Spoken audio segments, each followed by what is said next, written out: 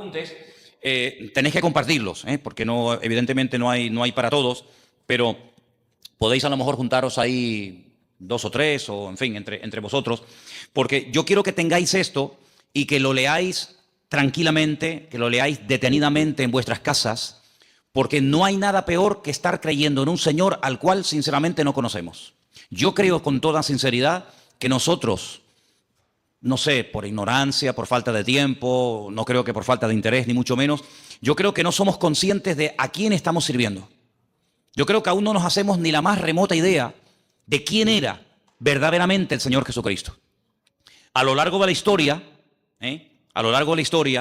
se han dicho muchas barbaridades acerca de su persona, acerca de su obra.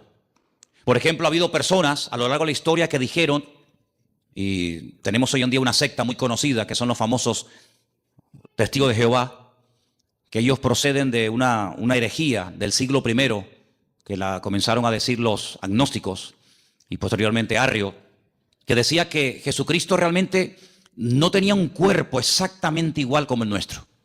Incluso llegaron a decir que cuando Jesús caminaba no dejaba huellas en el camino. Era una especie como de espíritu que se podía ver, pero no era realmente un cuerpo, hablando claramente de carne y hueso.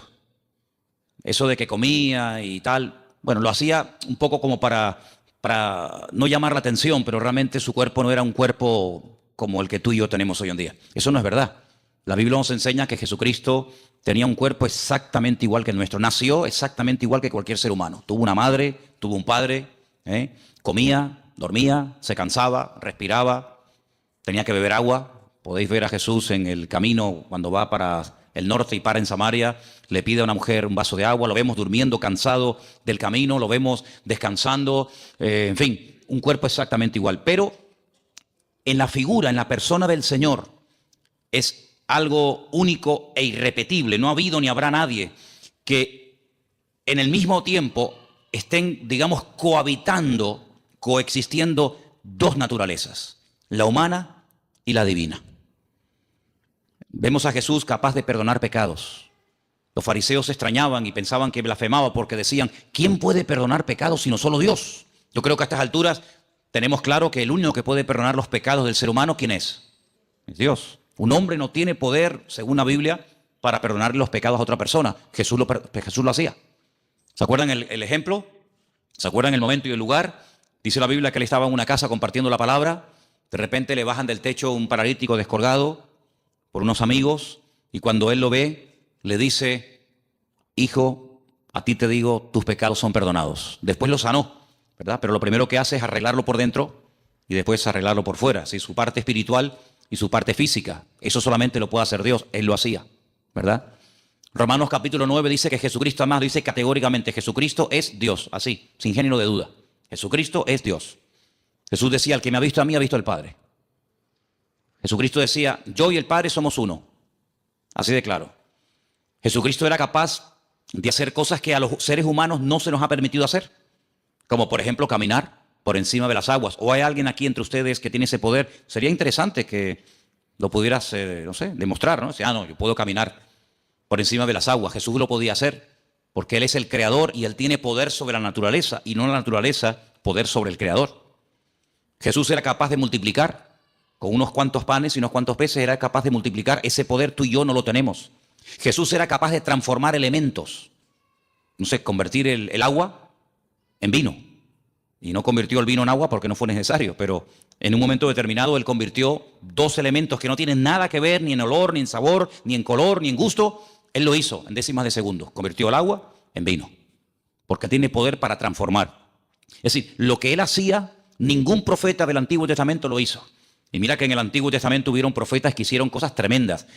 Dice la Escritura que los milagros que Moisés logró hacer a través de los muchos años que estuvo, digamos, dirigiendo el pueblo de Israel, dice que no ha habido ningún otro profeta que se levantara con tanto poder y con tanta autoridad como Moisés. Fue, digamos, el más grande de todos. Pero Jesús lo superó, evidentemente, ¿no? Jesús llegó un día a decir que Él era antes de Abraham. Lo leía recientemente y le dijeron, pero si tú no tienes ni 50 años, ¿cómo es posible que tú hayas conocido a Abraham y que incluso te atrevas a decir que tú eres antes de la existencia del patriarca Abraham? Y dice, pues yo soy antes que Abraham. Juan lo define como el verbo, como la palabra encarnada, como la palabra humanada, la palabra hecha carne. Dice, en el principio era el verbo era con Dios y el verbo era Dios, ¿verdad? Entonces vemos al Señor Jesucristo con atributos divinos, capaz de perdonar pecados, caminar por encima de las aguas, transformar elementos, multiplicar panes y peces, etcétera, etcétera. Capaz de leer los pensamientos de la gente. Dice, ¿por qué caviláis contra mí en vuestros corazones? Sí, lo vemos en un cuerpo que come, que respira, que incluso murió, que tuvo que resucitar, que sudaba, que sangraba, etcétera, pero nunca dejó su divinidad. Evidentemente, como ser humano estaba tremendamente limitado. Ahora, ¿qué es lo que ocurre? En aquellos tiempos, y vamos a leer ahora un poquito, en aquellos tiempos los agnósticos decían que lo que tiene que ver con la materia, lo que tiene que ver con el cuerpo es malo, es negativo. Y por eso ellos incluso se flagelaban y se torturaban porque decían que todo lo que tiene que ver con la materia, todo lo que tiene que ver con el cuerpo es malo. Los griegos llegaron a decir que la cárcel que encierra el alma es el cuerpo. Por eso muchos de ellos menospreciaban el cuerpo.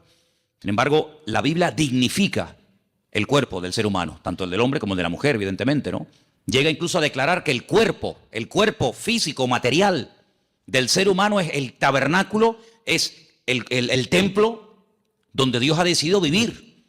Dios a lo largo de la historia decidió vivir en diferentes lugares. En un momento de la historia decidió vivir en una carpa, en un tabernáculo, en el desierto, portátil, ¿no? Que se levantaba y se volvía a montar rápidamente. Y él decidió vivir como todo el pueblo. Ustedes viven en carpa, yo quiero otra para mí. Cuando el pueblo entra a la tierra prometida y pasan de ser peregrinos en el desierto y comienzan ya a construir sus casas, él dice, constrúyame otra para mí, yo quiero poner mi gloria entre mi pueblo, ¿verdad?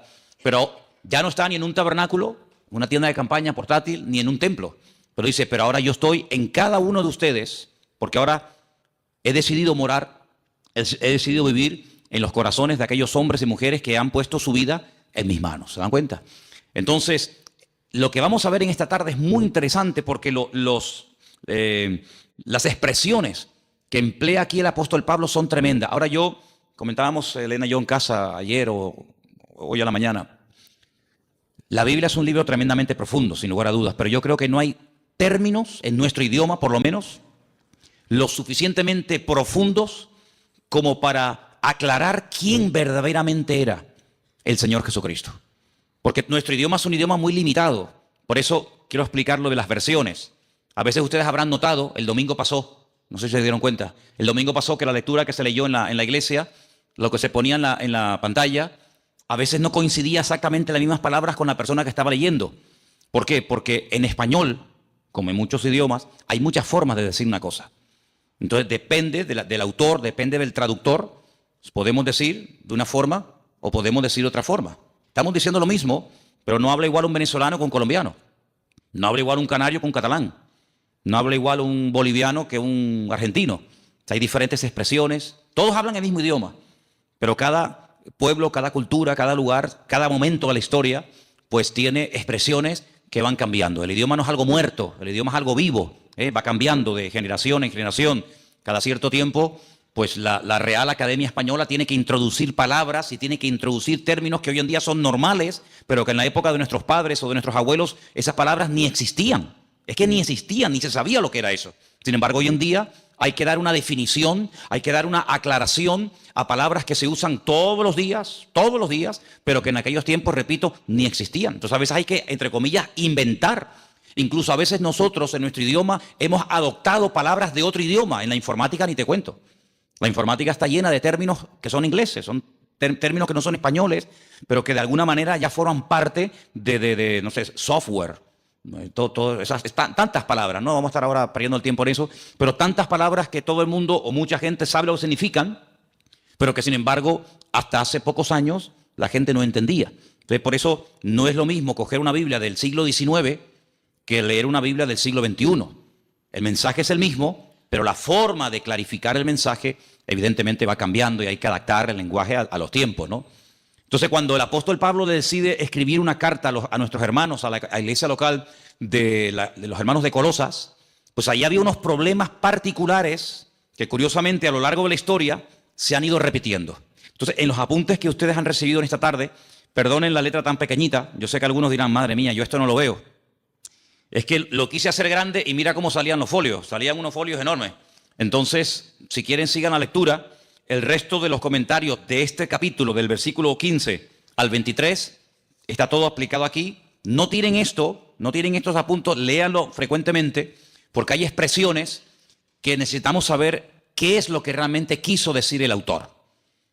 Solamente me quiero parar en algo, y es que a Jesús se le llama, por ejemplo, en el versículo 15, ¿qué dice el versículo 15 en vuestra versión? ¿Lo podéis ver ahí un momentito? Colosenses 1:15, ¿qué dice? Leerlo juntos en altavoz, por favor.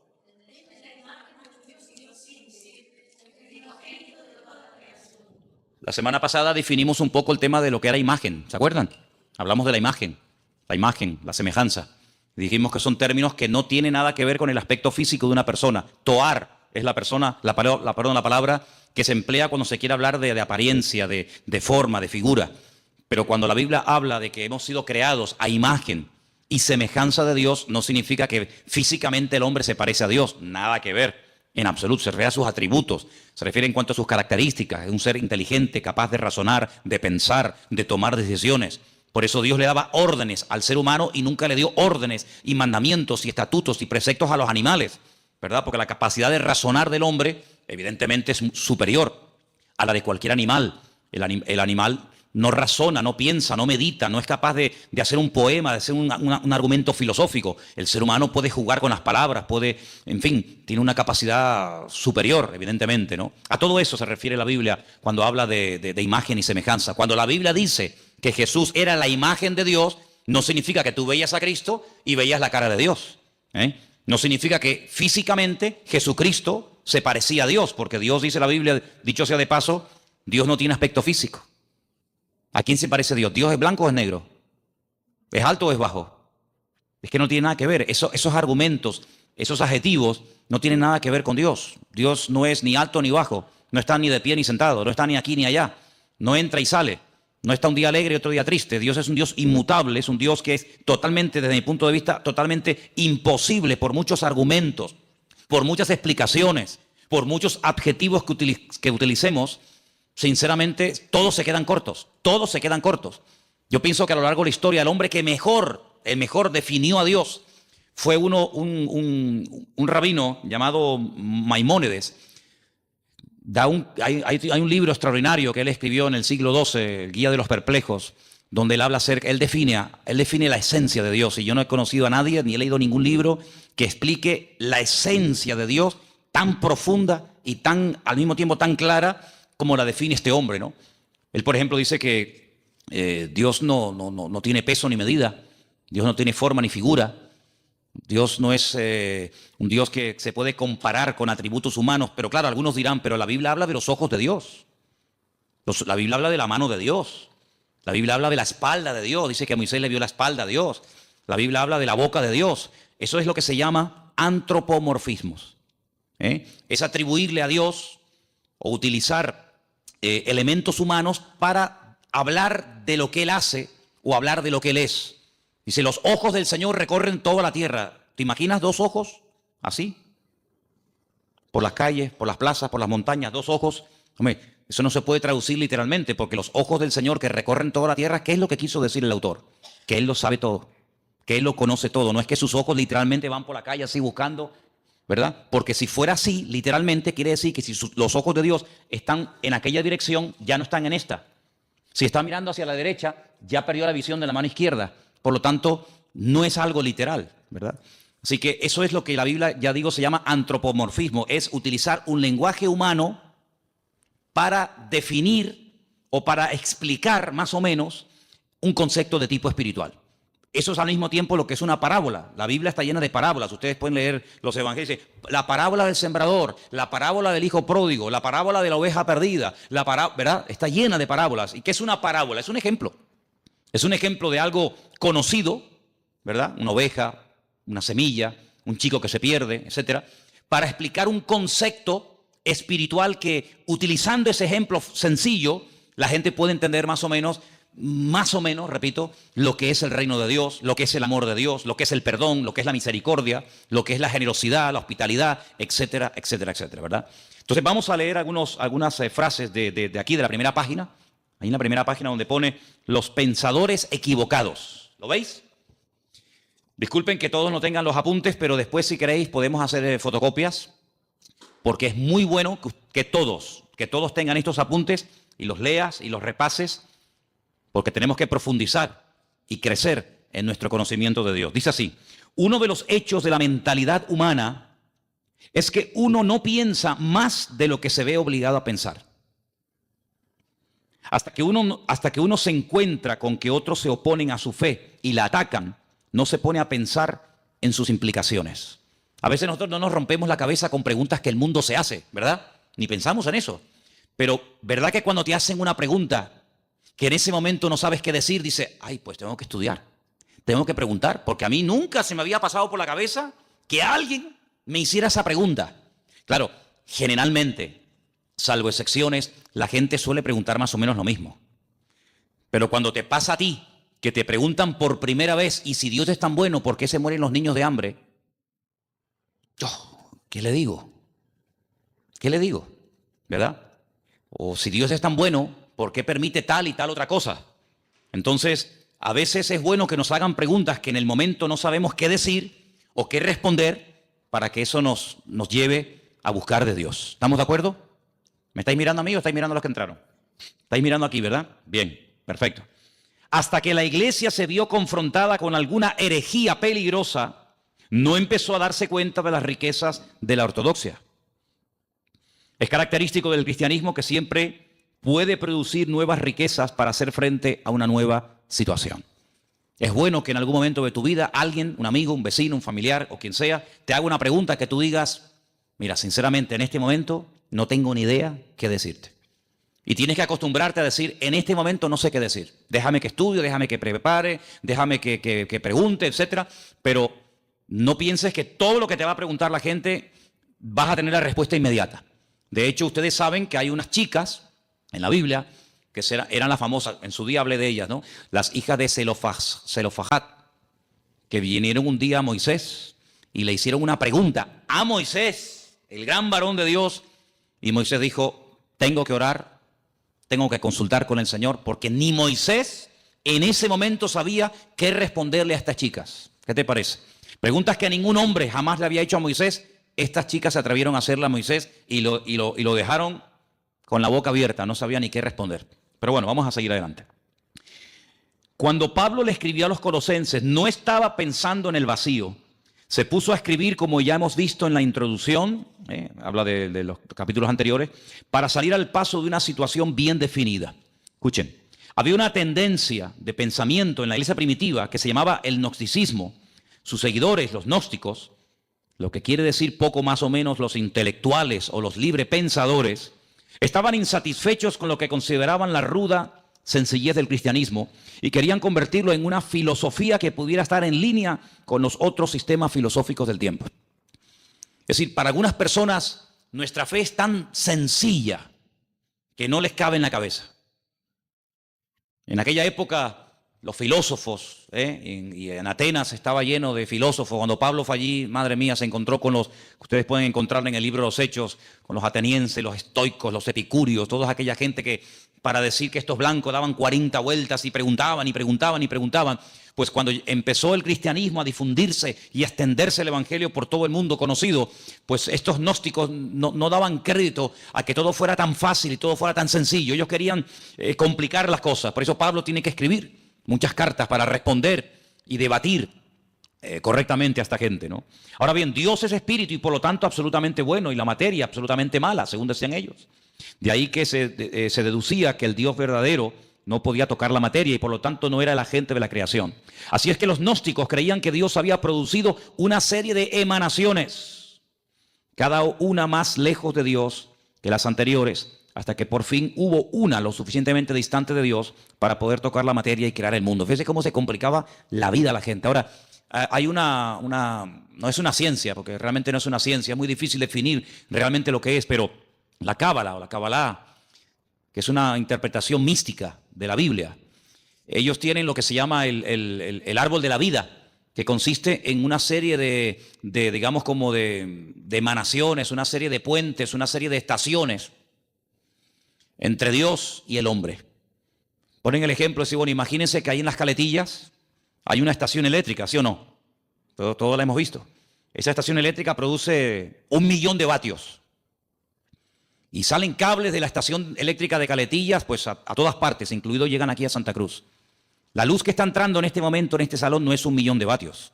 Si aquí entrara 1 millón de vatios, salimos todos por los aires, todos reventaríamos. Si pusiéramos ahí un micrófono, una guitarra, un teclado a la pared y le sale 1 millón de vatios, pegaría una explosión que saldría al edificio por las nubes.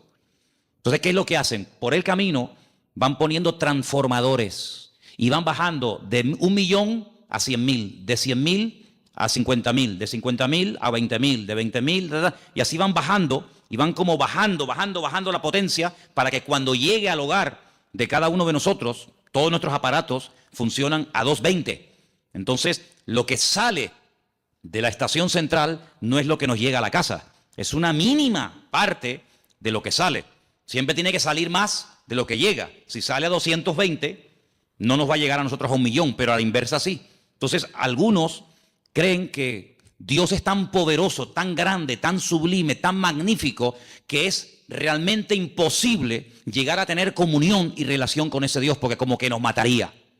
¿Qué es lo que hacen? Ellos van por el camino, para explicarnos, ¿no? Ellos van por el camino diciendo que, bueno, Dios se manifestó en esto, y esto en esto otro, y esto en esto otro, y esto en esto otro, y Cristo, según los gnósticos, fue una de las manifestaciones o emanaciones de Dios, la más distante.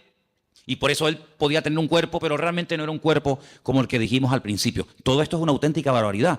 Algunos dirán, pero ¿cómo la gente se puede complicar tanto la vida? Pero esto fue antes del año 100, después de Jesucristo. Imagínense, si estas cosas no se aclaran al momento, si el apóstol Pablo, con la sabiduría y el conocimiento que el Señor le dio, no fuera capaz de taparles la boca, de hacer lo que se llama apologética, es decir, defender correctamente los principios bíblicos, en el año 2015, siglo XXI, el evangelio estaría totalmente distorsionado y no tendría absolutamente nada que ver hoy el evangelio con el evangelio que predicaba Jesucristo y los discípulos.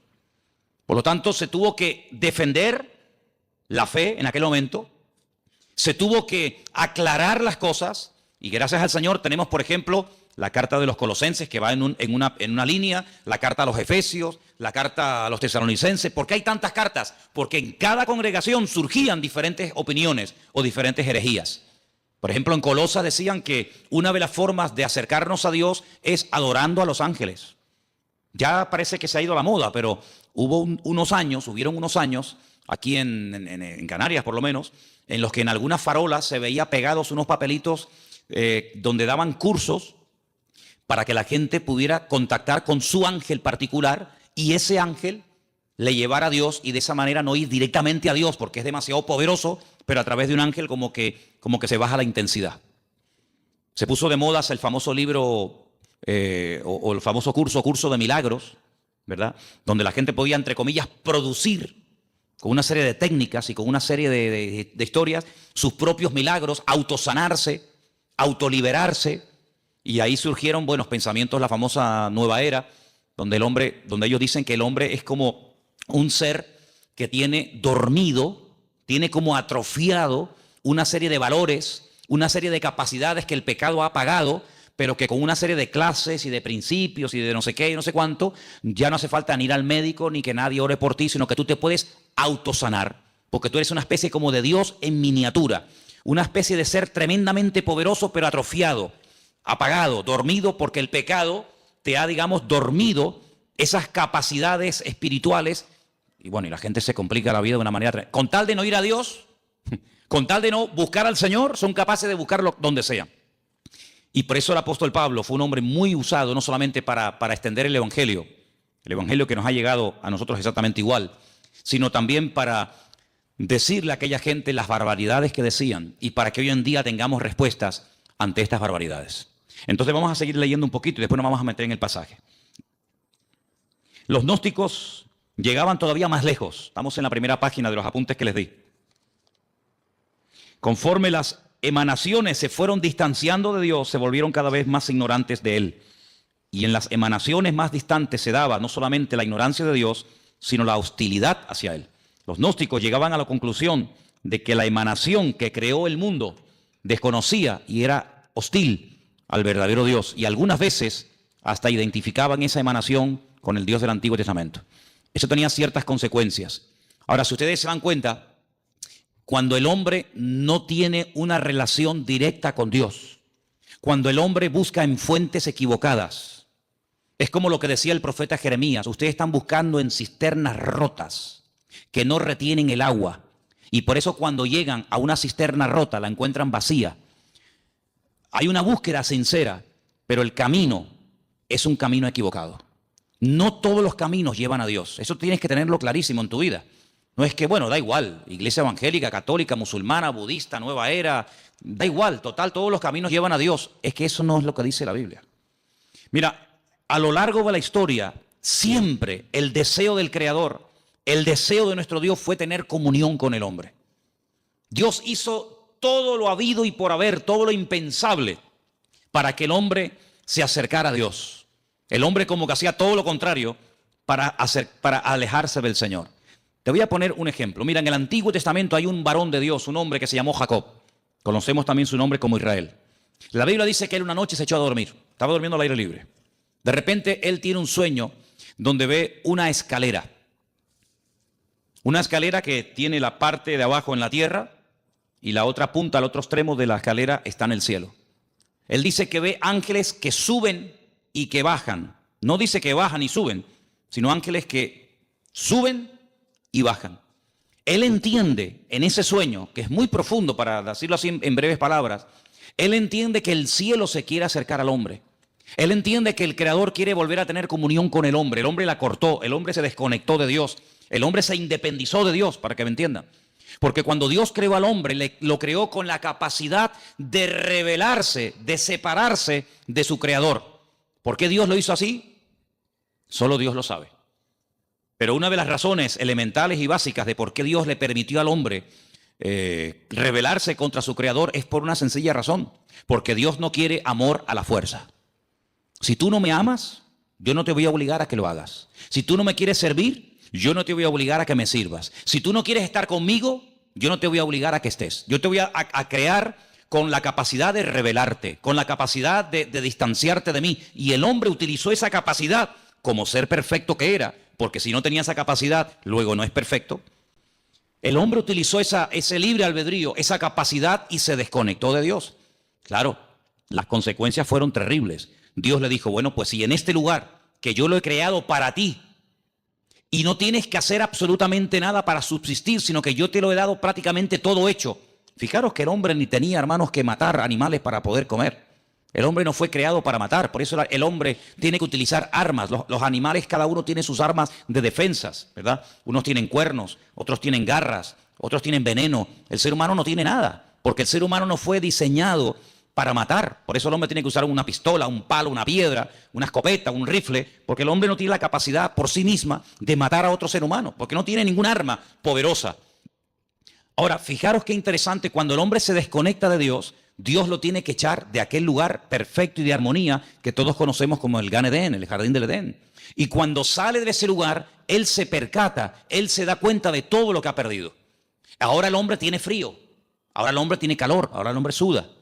Sudar significa perder humedad, con la capacidad de poder deshidratarte. La mujer comienza a sentir dolores. La mujer no fue creada para tener la menstruación todos los meses. En el momento en el que peca, comienza a experimentar el hombre pérdida de humedad y la mujer pérdida de sangre todos los meses. La tierra se le vuelve en su contra. Los animales que antes dominaba, ahora en cierto sentido tiene que cuidarse de ellos porque le pueden quitar la vida. Y así una serie de consecuencias terribles. Pero a pesar de eso, Dios no se desentendió de la raza humana. Dios no dijo, bueno, ustedes no quieren estar conmigo, ahí se quedan. Sino que el hombre sigue, permítame la expresión, detrás del hombre, buscando al hombre. Les habla a través de Noé, pasan de Noé. Les habla a través de Abraham, pasan de Abraham. Les habla a través de José, pasan de José. Les habla a través de la ley de Moisés, pasan de la ley de Moisés. Y así a lo largo de la historia, hasta que personalmente Él se humana, Él se encarna y viene, dice, y habitó entre nosotros y vimos su gloria. Bueno, ya después de tantas manifestaciones del amor de Dios y de tantas oportunidades, el hombre habrá entendido que no se puede esconder de Dios. ¿Qué es lo que hacen? Matan a su hijo, creyendo que de esa manera ya Dios va a cesar en esa ansia, en ese anhelo de buscar constante y permanentemente el hombre. Nada más lejos de la realidad. Lo matan y el Padre dice en Romanos capítulo 8 que a través del poder de su Espíritu Santo resucita a su Hijo al tercer día. Luego la muerte no acabó con Cristo, la muerte fue el inicio de una etapa nueva, donde ahora ya no va a estar bajo la ley de un antiguo pacto, sino la ley de un nuevo pacto. Vienen los apóstoles, vienen los discípulos, vienen los padres de la iglesia, a lo largo de la historia, siglos y siglos y siglos y siglos. Dios continuamente buscando al hombre. El hombre inventando todo tipo de excusas, todo tipo de herejías, todo tipo de barbaridades, que si él no murió, que si él se desmayó, que si María Magdalena se equivocó de tumba, que si los discípulos robaron el cuerpo, que si se equivocó de no sé qué, que si no tenía cuerpo, que si no tenía espíritu, una detrás de otra. Pero sin embargo Dios, en el anhelo y en el deseo de buscar al hombre, hoy en día sigue tocando y llamando a la puerta de los corazones. ¿Para qué? Para tener comunión, para tener relación contigo y tú con Él. Y de esa manera poder descubrir el propósito de tu existencia. Y no pasar por esta vida sin saber qué hago, a qué me dedico, a dónde voy. Sino que sepas en todo momento por qué el Señor permitió que tú nacieras y que tú existieras y que tú estuvieras en este planeta un periodo muy corto de tiempo, muy corto, porque la vida es algo tremendamente efímero, algo tremendamente corto, que pasa así y cuando te das cuenta, ¡pum!, se te fueron tus 80, tus 90 años. Pero el objetivo no es vivir en esta tierra por la eternidad, sino prepararnos para retornar al Creador y tener este tiempo como una especie de escuela de preparación para lo que realmente es la vida verdadera, que es la vida eterna en la presencia del Señor. ¿Te das cuenta? Entonces el diablo ha intentado por todos los medios habidos y por haber cegar, que la ignorancia sea la tónica habitual del ser humano, que no lea la Biblia, que no se acerque a Dios, que se acerque a otras cosas, que tenga todo tipo de experiencias y de sensaciones, menos la búsqueda sincera y genuina de buscar a Dios. Pero vemos en la palabra de Dios que el hombre sigue y sigue y sigue y sigue rebelándose contra el Creador, pero todos aquellos que le reconocieron les dio el derecho de tener un título que solamente llegó a tener un pueblo en la tierra, y es la de ser llamados hijos de Dios. ¿Cuántos dicen amén? Así que ya Dios no podía hacer nada más. Ahora vamos a seguir leyendo un poquito más adelante los apuntes que les he dado, porque hay una expresión que se usa que se ha mal interpretado hasta el punto de decir, y te dicen, no, es que la Biblia lo dice, que Jesucristo, escuchen bien porque esto es muy sutil y ustedes tienen que tenerlo muy claro, que como Dios sabía que el hombre iba a pecar, porque Dios lo sabe todo de antemano antes de que ocurra, ¿sí o no? Dios es omnisciente, todo lo sabe, nada le sorprende. Ya Dios había creado en un principio, antes de la creación del universo, a Jesucristo. Y lo tenía como preparado, lo tenía como reservado, para que cuando el hombre pecara, como nada podía redimir al hombre del pecado, sino solamente a través de la sangre incontaminada y limpia y pura del Señor, pues ya Él lo tenía preparado desde antes de la fundación del mundo para que muriera por nosotros. ¿No se pueden ustedes imaginar la cantidad de gente que cree eso? Que Jesucristo es el Salvador, que murió por nosotros, que resucitó en una cruz, que Él ascendió a la diestra de Dios Padre, que volverá, que reinará, todo eso, pero con algo muy sutil, y es que dicen que Jesucristo no es Dios, sino que Jesucristo es un ser creado. Eso significa, como una vez un señor vino aquí y lo tuve que expulsar de la iglesia, porque eso es una auténtica herejía, que si Dios creó a un arcángel que luego se rebeló contra el Señor, y que conocemos hoy en día con el nombre de Satanás, que en un principio no era Satanás, sino Luzbel, ¿verdad? Ese lucero, significa que si Dios lo creó a él y creó también a Jesús, hay un parentesco, porque son hijos del mismo Padre, tanto uno como otro, y ahí no le permití que siguiera adelante, sino dijo, no, lamento mucho, si usted cree en eso, si usted cree que estos dos son hermanos, esto se acabó. Hasta ahí no le permitimos, y lo tuvimos que decir que se fuera. Pero él estaba totalmente convencido que así como Adán y Eva tuvieron un hijo bueno y un hijo malo, uno llamado Caín y otro llamado Abel, Dios también tuvo un hijo bueno llamado Jesucristo y tuvo un hijo malo llamado Satanás. Fíjate tú las barbaridades a las que llega la gente, ¿no? ¿Y de dónde sacaba eso? Del versículo 15, donde dice que él fue el primogénito de la creación. Amigo. Pero fijaros qué interesante, porque un poquito más abajo, en el versículo 18, vuelve a aparecer la palabra primogénito. Versículo 18 dice, Él es la cabeza del cuerpo, que es la iglesia, Él es el principio, ¿el qué? ¿Primogénito de qué? De entre los muertos. Mira, mi pregunta es, ¿Jesucristo fue realmente la primera persona en la historia que resucitó? ¿Sí o no? ¿Sí? No sé, ustedes sabrán, yo estoy preguntándole a ustedes. ¿La primera persona que resucitó fue Lázaro? ¿Sí? ¿Eh? No sé, ustedes sabrán. No, porque yo he leído el Antiguo Testamento y he visto que, por ejemplo, Elías resucitó a una persona en el Antiguo Testamento. Entonces hay gente que resucitó antes de Lázaro, y antes de la viuda de Naín, y antes de aquella chica a la cual el Señor le dijo, Talita Cumi, a niña, a ti te digo, levántate y anda. Luego, tanto en el Antiguo como en el Nuevo Testamento, hay personas que resucitaron antes de Jesucristo. ¿Por qué dice que Él es el primogénito de entre los muertos? No es el primogénito de entre los muertos en el sentido de que Él no fue el primero en resucitar. Luego, si la palabra primogénito entre los muertos no significa, y esto quiero que lo dejemos bien claro, si la palabra primogénito entre los muertos no significa que Él fue el primero en resucitar, si volvemos al versículo 15, la palabra primogénito de toda la creación tampoco puede significar que Él fue el primero en ser creado. ¿Sí o no? Miren, cuando uno interpreta la Biblia, y aquí dimos en su época una clase de hermenéutica, hace mucho tiempo que se grabó y no se pueden imaginar, hasta el día de hoy, cada día prácticamente, recibimos correos en la iglesia de gente de todo el mundo que han visto ese curso de hermenéutica que yo en mi vida me pensé que iba a ser tan seguido y de tanta utilidad para tanta y tanta gente. Se llama así, curso de hermenéutica. Lo tienen ahí ustedes en YouTube, en la Biblia, que lo grabamos aquí. Una de las reglas de la hermenéutica es una ciencia que se enseña en las escuelas bíblicas, en los seminarios, para ayudarte a interpretar correctamente los textos bíblicos. Si usted no puede interpretar la Biblia a su manera, usted no puede interpretar la Biblia de un punto de vista únicamente judío, únicamente evangélico, únicamente católico, ateo, no. Usted tiene que interpretar la Biblia según unos parámetros, según unos principios generales e universales, para que usted no saque conclusiones equivocadas.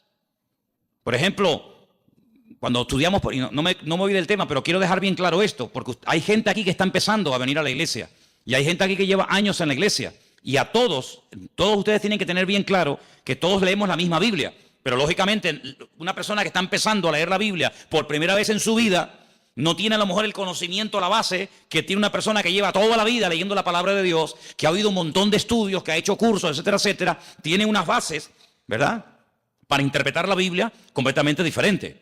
¿Sí o no? Cuando usted empieza a leer la Biblia, pues si la empieza a leer por el Apocalipsis, usted no se va a enterar de nada. Pero si usted ha hecho cursos, usted ha escuchado lo que es el Apocalipsis, lo que significan los caballos, los colores, los números, cuando usted lo lea, usted va a disfrutar de la lectura de ese bendito libro. Pero si usted no sabe, usted no se va a enterar de nada. Es decir, pero es que yo no entiendo la Biblia. Por eso hay gente que a veces dice, mira, yo he leído la Biblia y yo no la entiendo.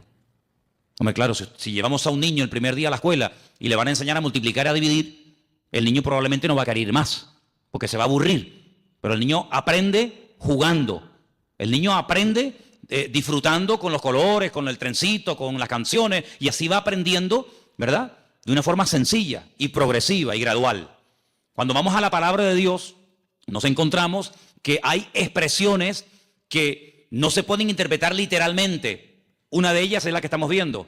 Jesucristo es, porque Él está diciendo, Jesucristo es esto, Jesucristo es esto, Jesucristo es esto y esto. Y una de las cosas que Pablo dice que es Jesucristo es el primogénito de entre los muertos. Pero ya les acabo de demostrar que Él no fue la primera persona en la vida, en la historia, que resucitó.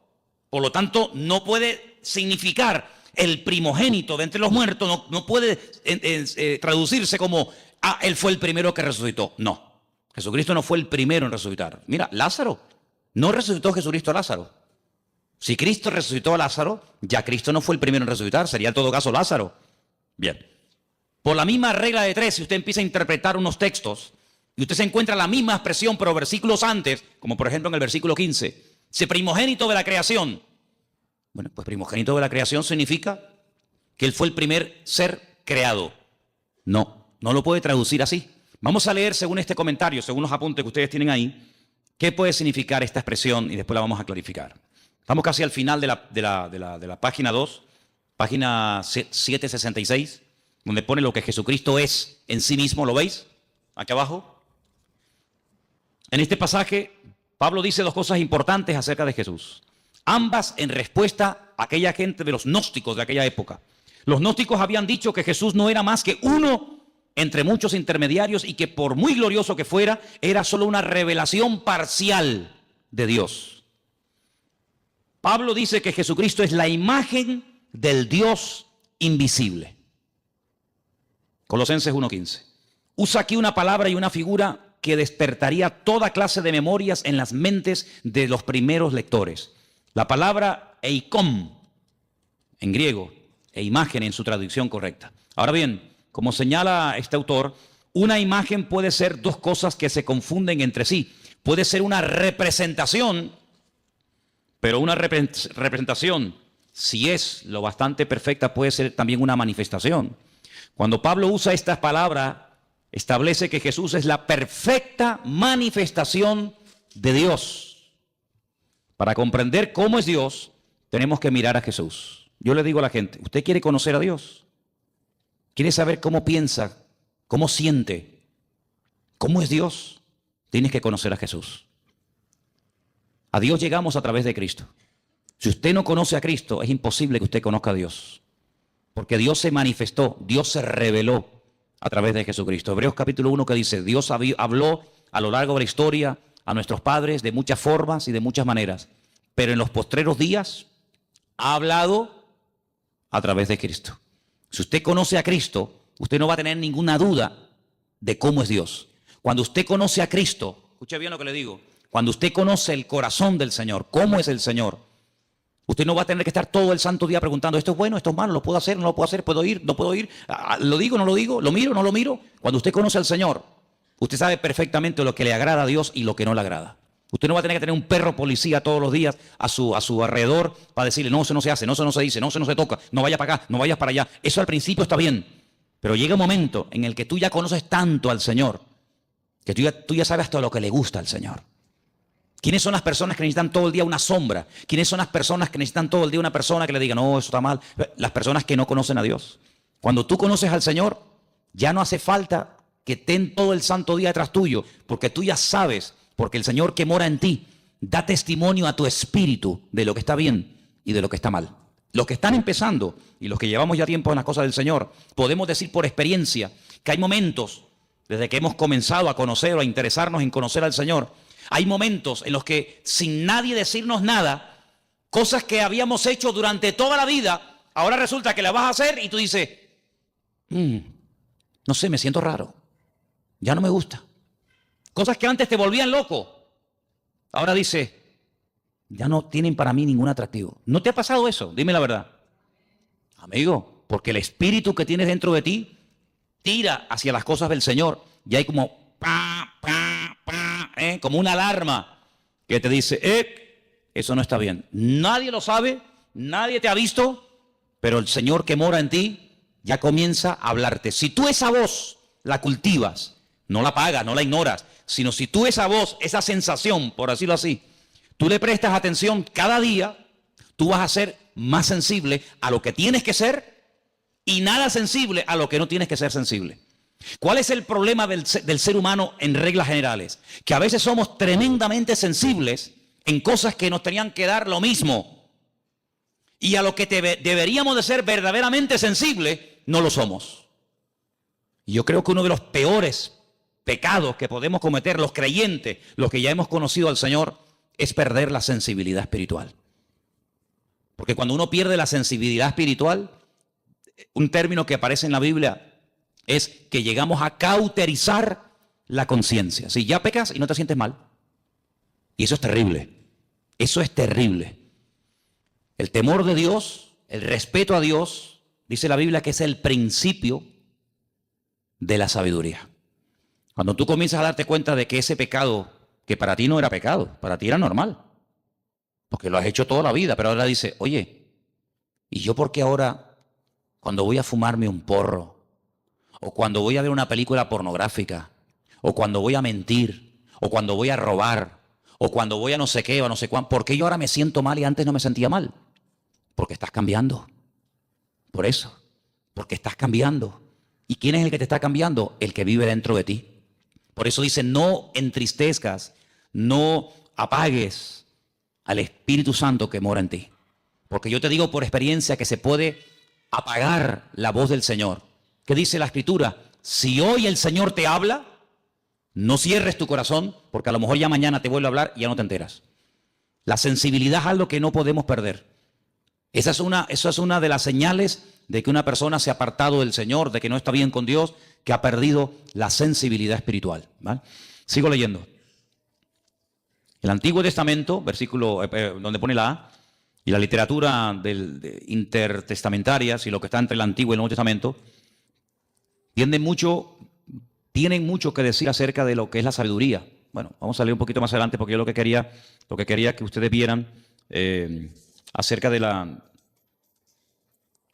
lo que significa verdaderamente aquí. Perdón, vamos a la página 767. Vamos a esa página, por favor.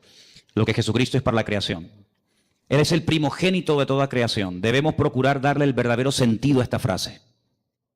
Como aparece en la Reina Valera, podría querer decir que el Hijo fue la primera persona que fue creada. No, no. Usted sabe lo que a mí me atormentaba cuando yo comencé a venir a la iglesia. La pregunta que a mí me volvía loco. Ya gracias al Señor eso ya ha pasado a la historia, pero yo era una cosa que era algo como una obsesión, era algo que me volvía loco. ¿De dónde salió Dios? ¿Quién lo creó? Yo daba para atrás, marcha atrás, ¿no? Iba para atrás, iba Jacob, Abraham, Noé, Adán. Iba para atrás. O sea, ¿de dónde salió Dios? ¿Quién lo creó? Claro, más loco me volvía si yo decía, bueno, lo creó fulano de tal. Otra vez volvemos al lío. Y a fulano de tal, ¿quién lo creó? Era algo increíble. ¿Quién te puede explicar? Yo no soy capaz de hacerlo. ¿Quién te puede explicar que a Dios no lo ha creado nadie? Que Dios siempre ha existido y siempre existirá. ¿Quién te puede explicar eso? Yo no. ¿Sabes cómo se acepta eso? Por fe. Señor, yo no sé todas las respuestas, pero yo solamente sé una cosa, que tú existes y tú eres mi Dios. ¿Quién le puede a usted explicar el concepto que los cristianos llaman Trinidad? Padre, Hijo y Espíritu Santo. ¿Quién le puede a usted explicar eso? Que si el huevo, que si el agua, que si la metes en la nevera se hace un cubito de hielo, que si la pones al fuego se evapora y si la bebes es líquida. Sí, son 3 elementos. ¿Quién le puede a usted realmente explicar todo eso? Por eso Dios nos ha dado un regalo maravilloso. Yo sé que hay gente que este regalo no lo tienen. Y por eso yo le agradezco a Dios que a muchos de los que estamos aquí, Dios nos ha dado ese regalo. ¿Saben cuál es? La fe. Hay gente que tiene fe en el curandero. Y creen con todo su corazón que ese sinvergüenza, que te pide dinero, que se inventa respuesta, que se inventa que tu marido tal, que tu hijo no sé qué, que siempre dicen lo mismo. Hay gente que tiene una fe ciega en eso y hasta pagan dinero.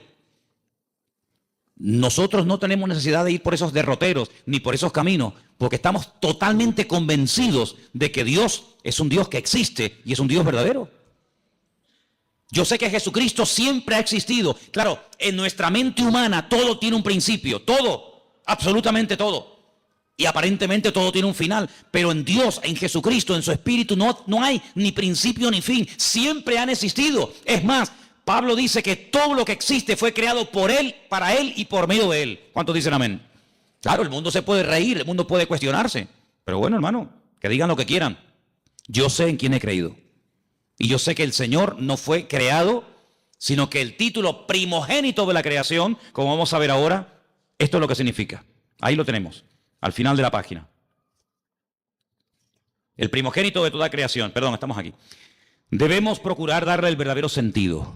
Como aparece en la Reina Valera, podría creer decir que el Hijo fue la primera persona que fue creada, pero en el pensamiento hebreo y griego, la palabra primogénito, que está ahí entre paréntesis, no tiene más que un sentido temporal muy indirecto. Hay que notar 2 cosas. Primogénito es muy corrientemente un título de honor. Israel, por ejemplo, en Éxodo 4:22, como nación se le llama el primogénito, el Hijo de Dios. Lo que quiere decir es que la nación de Israel es el Hijo de Dios más favorecido. Segundo, debemos notar que primogénito es el título del Mesías. Ahí pueden leerlo en casa. Salmo 89:27. según lo interpretan los mismos judíos, la promesa en relación con el Mesías. Es decir, la palabra primogénito es un título. La palabra primogénito en la figura de Cristo no significa que Él fue lo primero que Dios el Padre creó, lo primero que Dios el Padre hizo, sino es un título de honor, de reconocimiento, como diciendo que antes de Él no ha habido nada y después de Él no habrá absolutamente nada. Esto hay que estudiarlo con tranquilidad, en profundidad. ¿Por qué? Porque si, por ejemplo, usted tiene, no sé, la oportunidad o ha tenido la oportunidad de hablar con un testigo de Jehová, ellos dicen que creen en Jesucristo, pero como un ser que fue creado. No como un ser eterno, no como Dios, no como dice la Escritura, Emmanuel, Dios con nosotros, sino como un ser, ya digo, que fue creado, como fue creado los ángeles, como fue creado el sol, la luna, las estrellas, etcétera, etcétera. Si salíamos a la calle y le preguntáramos a la gente, dígame algo acerca de Jesucristo, muy poca gente tiene claro que Jesucristo, como ser humano, tuvo un principio, ¿sí o no? Él nació. Él estuvo 9 meses en el vientre de su madre, María, claro, porque Él decidió nacer. Él decidió venir a este mundo. ¿Y cómo nace un ser humano? Pues a través de una mujer. No hay otra forma, no hay otra manera. Y Él decidió venir a este mundo como ser humano. Si hubiera decidido venir como Dios, no hubiera tenido necesidad de nacer como nacen los seres humanos. Pero no decidió venir como Dios, decidió venir como hombre. Y se limitó, ¿verdad?, a las leyes que rigen a todos los seres humanos. Jesucristo tuvo que aprender a caminar como niño, tuvo que aprender a leer y a escribir, ¿sí? Tuvo que someterse a sus padres, dice la Biblia que Él se sometió a sus padres y les obedecía. Y como ser humano vivió una vida totalmente normal. Fíjense qué normal era el Señor, que en el jardín de Getsemaní, cuando uno de sus discípulos decide traicionarlo, decide venderlo, si hubiera sido un ser tremendamente llamativo, con una aureola, con una luz especial, no hubiera sido necesario que Judas, a los que venían a prenderle, les dio una señal. ¿Cuál fue la señal? ¿Cuál fue la clave que indicó a los que venían a prender al Señor que ese era el Señor? ¿Cuál fue? El beso, el famoso beso de Judas, ¿no? Podía haber dicho, mira, el más alto, el más guapetón, aquel que tiene una luz blanca que le sigue a todas partes, aquel que está siempre rodeado de ángeles, aquel que levita y no toca con los pies el suelo, sino que va así, como volando, ¿no? No, era tan normal, que hasta Judas tuvo que decir, tengo que darle un beso, porque pasa desapercibido delante de todas las personas, porque el atractivo realmente del Señor no era el aspecto físico, sino era la esencia de lo que Él era y de lo que Él verdaderamente había venido a hacer a este mundo. Y nosotros tenemos que profundizar en nuestro conocimiento del Señor. Por eso animo a los que están empezando que lean los evangelios. Tenemos 4. ¿Cómo se llaman? Mateo, Marcos, Lucas y Juan. Ahí ustedes van a encontrar cómo hablaba, cómo reaccionaba cuando lo criticaban, cómo pensaba, cómo se movía en medio de sus enemigos, cómo trataba a los niños, a las mujeres, cómo trataba a sus discípulos, cómo era intolerante frente al pecado, pero tremendamente misericordioso y compasivo ante gente que había caído, pero que les daba la oportunidad de rehacer su vida. Y ahí en los evangelios encuentras a Cristo como ser humano, pero también como un Dios perfecto, humanado, limitado entre nosotros, pero que nos amó tanto que se dejó matar. Ahora, el concepto tal vez más profundo de lo que Él es, el concepto más maravilloso de todos los que rodean a Dios, podemos decir que Dios es santo, ¿sí? Podemos decir que Dios es justo, podemos decir que Dios es bueno, en fin, podemos decir un montón de cosas, ¿sí o no? Pero el concepto del amor de Dios, ¿tú lo entiendes? Es impresionante, ¿no? Porque generalmente los seres humanos tenemos la tendencia, me imagino que ustedes también, de seleccionar, ¿no? Cuando tú dices, bueno, hay ¿cuántos? 100.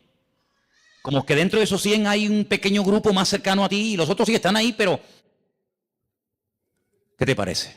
Sin embargo, el Señor no tiene favoritos. Eso ya es una cosa que nos llama la atención. Dios no tiene favoritos. Dios no dice, este sí, este no, este me gusta y este no me gusta.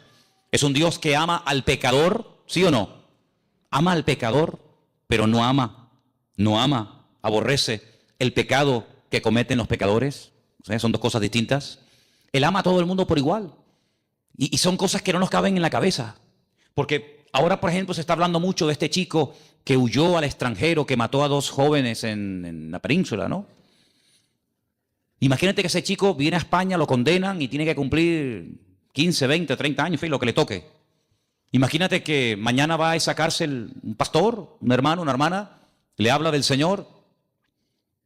El chico reconoce la barbaridad que ha hecho, se arrepiente, pide perdón al Señor. Mi pregunta es, ¿Dios perdonaría a esta persona? ¿Sí o no? Delante de los hombres es un asesino. Tiene que estar ahí hasta que se pudra, ¿no? Hasta que cumpla la condena. Pero si esa persona le pide perdón a Dios, esa persona nos la vamos a encontrar el día de mañana en el cielo, en la presencia del Señor. ¿Quién entiende eso? ¿Quién entiende eso? Nadie. Pero así es el corazón de Dios. Es una cosa increíble. El peor asesino, lo peor de la humanidad, si se arrepiente y verdaderamente quiere cambiar, Dios lo perdona, Dios le da otra oportunidad, y aunque delante de los hombres nunca lo van a perdonar y será toda la vida el fulano, el asesino, el criminal o lo que sea, delante de Dios puede llegar a tener el título de hijo o de hija de Dios. De hecho, ha habido casos en la historia de personas, en Estados Unidos, en algunos lugares existe la pena de muerte, personas que estaban condenados a muerte por la justicia de los hombres, pero sin embargo se arrepintieron y le pidieron perdón al Señor, y como le dijo aquel ladrón en la cruz, condenado a muerte por el Imperio Romano, porque se lo merecía. De hecho, él dijo, nosotros padecemos justamente, yo no me quejo, si yo me merezco esto y peor, pero yo te pido que a pesar de lo malo y de lo ruin que he sido, que tú te acuerdes de mí cuando vengas en tu reino. Y el Señor podía haber dicho, pues hijo, lo siento mucho, yo no te puedo perdonar porque tú has sido esto y esto. Sin embargo, ¿qué dijo el Señor? Hoy estarás conmigo en el paraíso, amigo. El concepto del amor de Dios es lo que más me impacta de nuestro Dios. Porque si Él es el primogénito de la creación, la imagen de Dios, el camino, la verdad y la vida, todo eso está muy bonito. Pero a mí lo que me cautivó y lo que me transformó la vida fue entender que Dios a mí me había amado de tal manera que fue capaz de mandar a su hijo para que lo mataran en una cruz, simplemente por amor. ¿Qué te parece? Así que el apóstol Pablo intenta taparle la boca a los gnósticos de la época. A lo largo de su ministerio tuvo muchas luchas con los religiosos, con los fanáticos, con los que metían o intentaban meter falsas doctrinas en las congregaciones. Pero lo que nos tiene que quedar bien claro en esta tarde a todos y a cada uno de los que estamos aquí es que Dios a nosotros nos ama tal y como somos. Aunque nunca cambiáramos, ¿sí o no? Aunque nunca cambiáramos, aunque nos muriéramos así como somos hoy, el Señor en este momento a cada uno de nosotros nos ama, y cada vez que le pedimos perdón al Señor de corazón y de verdad, el Señor siempre perdona. Hace unos días estaba en televisión y como una novedad, como una cosa, como que hubieran bajado extraterrestres del planeta X y vinieran a este mundo y dijeran, oye, que han venido unos extraterrestres, como una cosa del otro mundo. Daban la noticia en todos los medios de comunicación de las últimas declaraciones del Papa, que si una mujer que abortó, ¿no dijo más o menos así? Verdaderamente de todo corazón pide perdón a Dios, que hay que perdonarla. Y lo contaron, y yo digo, pero mira, si eso lo sé yo hace 30 y pico de años cuando me convertí a Cristo. Sinceramente, a lo mejor para usted, señora, o para usted, caballero, será una cosa de decir, oye, que cómo estamos cambiando, qué cosa tan tremenda. Pero miren, ¿sabes qué? Es que yo conozco al Señor, no me hace falta que don Francisco diga semejante cosa, porque ya mi Dios en su palabra me ha dicho que el que viene a mí, yo no le echo fuera. Da igual si ha abortado, da igual si ha asesinado, da igual si ha matado con ganas o sin ganas, queriendo, sin querer, me da igual. En la palabra de Dios encontramos que si hubiéramos pecado, primero de Juan capítulo 1 dice, si hubiéramos pecado, abogado tenemos para con el Padre, a Jesucristo el justo. Y la sangre de Jesucristo nos limpia de todo pecado. Por lo tanto, a mí no me causa ninguna sorpresa diciendo, ¡ay, qué maravilla! Pero si la maravilla hace 2000 años ya la dijo Él. Ya hace 2000 años el Señor Jesucristo murió en la cruz para demostrarle a toda la raza humana que no importa lo lejos que nos hayamos separado de los caminos del Señor, no importa, mira, lo bajo que hayamos caído, las barbaridades que hayamos hecho, si le pedimos perdón al Señor, Dios siempre perdona, y otra cosa más, y olvida. ¿Cuántos dicen amén? El Señor a nosotros no nos dio la capacidad de olvidar las cosas malas que nos hacen. Una cosa es que no nos domine, una cosa es que no me quite el sueño, una cosa es que no esté ahí continuamente amargándome la existencia, y otra cosa es que yo olvide. Si usted me pega ahora a mí una patada y usted me pide perdón y yo te perdono, oye, yo te perdono, pero yo no puedo olvidar que tú me pegaste una patada, y además si se me quedó un moretón y si me tuvieron que escayolar, pues menos todavía. Pero hay una característica tremenda, que un Dios todopoderoso diga y declare categóricamente, y Él no miente, que cuando Él perdona, Él olvida al mismo tiempo.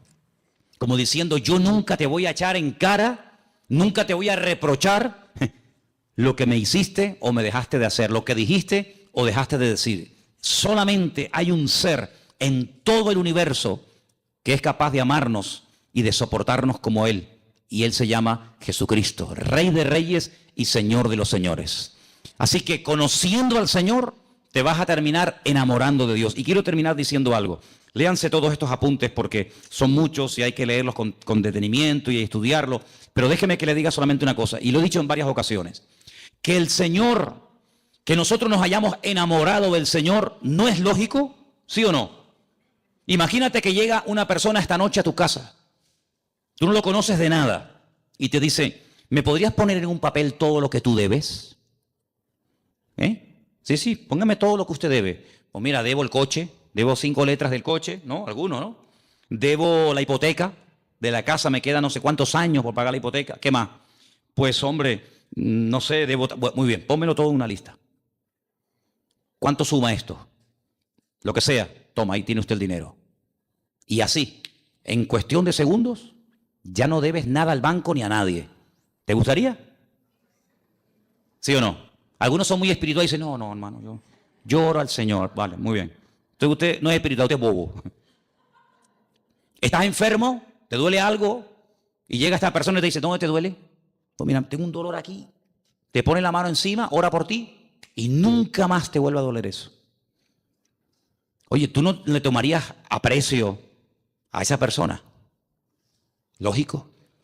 Cuando tienes un problema no lo buscarías a él o a ella porque te ha ayudado tanto que, oye, mira, ¿me podrías venir un momentito que quiero hablar contigo? ¿Me pasa esto? ¿Me pasa lo otro? ¿Quién no se puede encariñar? ¿Quién no puede apreciar, respetar? No digo enamorarse, pero respetar a una persona así, cualquiera. Bueno, pues en cierto sentido, eso es lo que el Señor hace continuamente con nosotros. Nos sana, nos fortalece, nos levanta cuando caemos, nos anima. A veces permite, fíjate lo bueno que es y lo sabio que es, que cuando ve que nos estamos un poquito medio apagando, quedando atontados, permite ahí una pequeña prueba, una pequeña cosita, ¿no? Y, ay Señor, ayúdame. Y el Señor dice, sí, dime, aquí estoy contigo. Fíjate lo bueno que es, que puede decir, bueno, ya no quieres orar, pues nada, no ores. Pero Él dice, le voy a poner una piedrita en el zapato, para que le haga una llaguita. Ay Señor, mira que me salió una llaguita, sí, dime qué quieres que Señor, que me sana, ahí está, pum, la sanidad. ¿Quién no se enamora de un Dios así? ¿Sí o no? A todos nos ha pasado. Pero lo que yo quiero preguntarles ahora, ¿qué vio Él en nosotros para enamorarse de nosotros? Porque ¿cómo no me voy a enamorar de un Dios que tiene estas y más características, cualquiera? Pero ¿qué vio el Señor en ti y en mí? Cuando a veces una persona que te ama te dice, qué ruinito que eres, ¿No te han dicho nunca eso? Qué malo que eres. Cuando quieres ser malo, eres malo, Cuando quieres ser buena, mira que eres agradable, Pero el Señor, a pesar de nuestras debilidades y defectos, Él nos ama. Hermanos, amemos también nosotros al Señor. Y sirvámosles con alegría, sirvámosles de todo corazón, porque es un privilegio el ser llamados hijos de Dios. Y quiero terminar pidiéndoles que hagan una reflexión. Imagínense que en esta noche supiéramos, es una hipótesis, no es real, pero imagínense que supiéramos que en este momento en la Plaza de España, allá abajo, en pleno corazón de Santa Cruz, hay 8 o 10 mil personas sin hogar, sin agua potable, sin comida, sin nada. Y que hay cientos y cientos de niños, pues como los niños que tenemos aquí en la iglesia, que a veces entran, salen, el otro que canta, el otro que toca los palitos, Bueno, pues eso es lo que está pasando en este momento en Europa, donde hay miles y miles, millones de personas huyendo de países que están totalmente destrozados. Y yo me preguntaba hoy, digo, Señor, Si nosotros al salir del culto en esta noche, sabiendo esa situación, no se nos ablanda el corazón, entonces que nosotros nos hemos convertido sin darnos cuenta en creyentes tremendamente teóricos. Me contaba Priscila ayer que miles de familias en una pequeña isla llamada Islandia se han ofrecido a las autoridades del país, al gobierno de dicho país, para dar acogida en su casa a personas que no tienen nada, que han huido con lo opuesto y que no tienen nada. Yo me preguntaba, ¿será que lo que llamamos el estado del bienestar, no lo llaman así a cómo se vive en Europa, el estado del bienestar? ¿No será que el hecho de que nadie nos haya perseguido nunca, porque a nosotros no nos ha perseguido nunca nadie? A ningún hermano nuestro lo han torturado en una cárcel, lo han crucificado, a nadie. Lo más que nos han dicho es un insulto, lo que sea. ¿No será que todo eso, sin darnos cuenta, se nos ha vuelto en nuestra contra?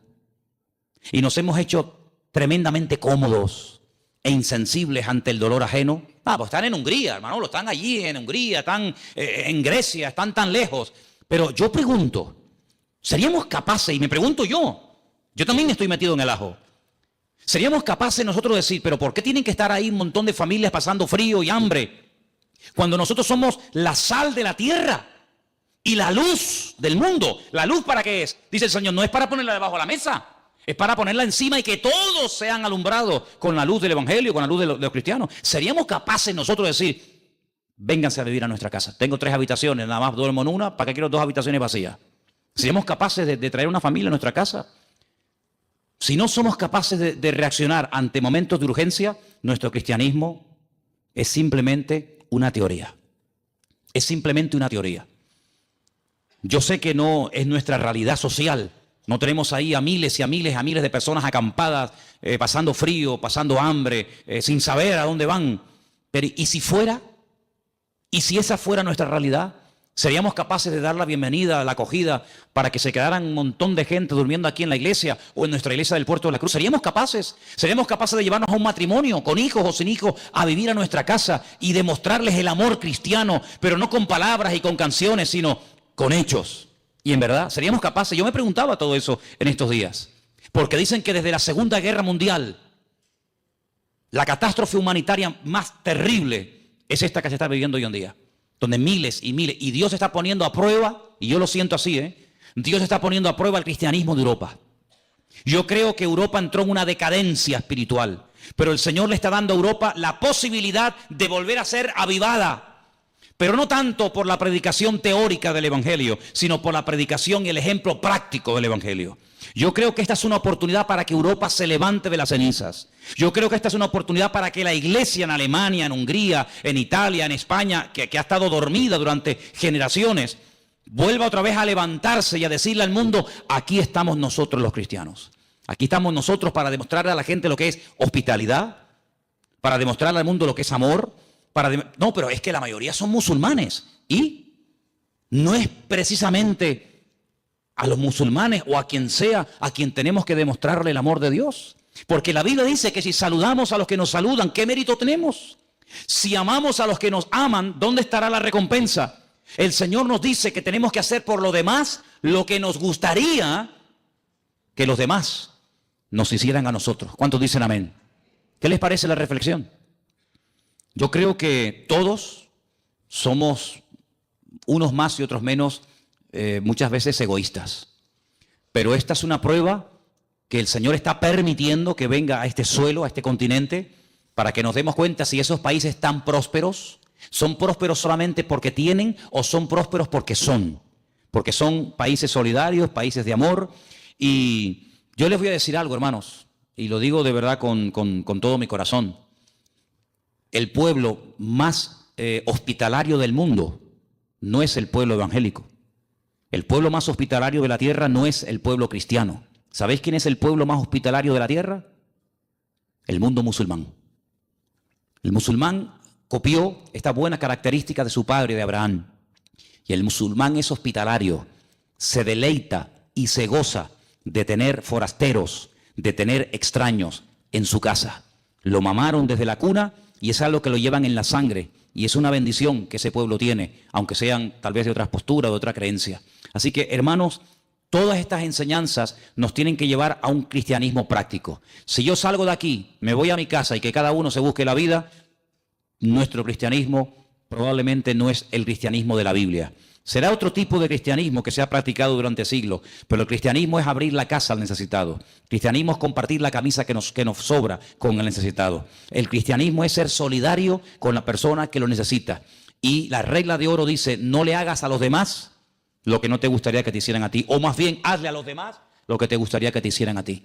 Yo creo que la prueba también nos llegará a nosotros, ¿sabes? Creo que en algún momento nos tocará a nosotros pasar por el tamiz, pasar por la balanza de Dios, y ahí se demostrará, en estos últimos tiempos se demostrará quién es y quién no es. Quién verdaderamente era creyente para salir de sus problemas, para que consiguiera trabajo, para que todo le fuera bien, o quién ha entendido verdaderamente el Evangelio y ese principio, y termino, que más bienaventurado es dar que recibir. ¿Cuántos dicen amén? Cierra tus ojos ahí donde estás. Y todas estas preguntas, hermanos, nos las tenemos que hacer. Todas estas preguntas. El tiempo en el que estamos viviendo no es un tiempo fácil, es un tiempo de prueba, es un tiempo donde Dios está viendo cómo va a reaccionar su pueblo. Y es la iglesia, no las naciones, no los gobiernos, la iglesia, la que tiene que tomar autoridad. Y la que tiene que levantarse ahora en pie de guerra y decirle al mundo, aquí estamos los cristianos, con los brazos abiertos, dispuestos a bendecir al mundo, dispuestos a ayudar al que verdaderamente está buscando ayuda desesperadamente. Y hay miles, millones y millones de personas totalmente desesperadas que huyen con lo opuesto. Y qué bueno sería que se encontraran con miles de creyentes que les demostraran que el amor de Dios no es teoría, es práctica. Aleluya. Señor, te damos gracias en esta tarde por todo lo que tú eres, por todo lo que tú representas para cada uno de nosotros. Te pedimos, Señor, que tú nos ayudes a manifestar tu amor de una forma práctica, de una forma visible y real. Señor, hemos creído y creído en cosas durante años, pero ha llegado la hora y el momento de demostrar verdaderamente nuestro interés, nuestro amor, nuestro apoyo al mundo necesitado y a tu obra. Te pido en el nombre de Jesús que tú nos ayudes a entender el mensaje que tú estás lanzando a la humanidad, que tu iglesia no esté dormida ni apagada, que la luz brille ahora, más que nunca, porque es ahora el momento de brillar, es ahora el momento de decirle al mundo, aquí está la iglesia, que ha estado dormida durante años, pero se levanta en pie de guerra en el nombre del Señor, y le dice al mundo, mirad a nuestro Dios, mirad a nuestro Dios, cuánto nos ama, que nos da el privilegio de poder servir al mundo, porque tú viniste a servir y no a ser servido. Ayúdanos, Señor, a conocerte, a descubrirte cada día. Y gracias por todo lo que tú eres. No tenemos palabras para describir todo lo que tú eres, todo lo que tú representas. Tu esencia es imposible con palabras humanas poder describirla. No hay concepto, no hay adjetivo lo suficientemente amplio como para poder definirte, Señor. Pero solamente nos queremos, Señor, agarrar a la verdad de que tú eres amor. Ese amor que prevalezca en nosotros, ese amor que reina en la iglesia y ese amor que nunca se vaya de nuestras vidas. Gracias te damos por esta palabra, por este estudio en esta tarde. Seguimos en tu presencia en el bendito nombre de Jesús.